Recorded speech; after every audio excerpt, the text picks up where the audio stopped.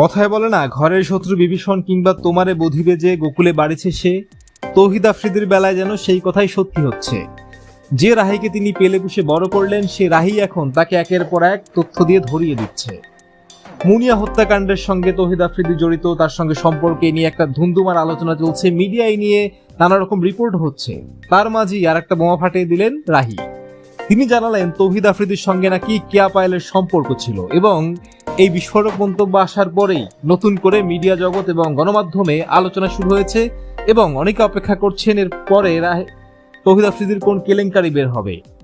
DB Harun থেকে শুরু করে ছাত্র আন্দোলন দমানো নানা রকম কেলেঙ্কারিতে তৌহিদ আফ্রিদি অলরেডি জড়িয়ে আছেন। তার পিতাও একটা বাটপার চোর, এটা নতুন করে বলার কিছু নেই। বিশেষ করে মাই টিভি দখল তার বিপক্ষে বিশাল অভিযোগ। মাই টিভি দখলেই শেষ না, তিনি মাই টিভিতে সাংবাদিক নিয়োগের নামে লাখ লাখ টাকা হাতিয়ে নিয়েছেন দেশ থেকে, এবং সেই লাখ লাখ মানে কোটি কোটিতে পরিণত হয়েছে।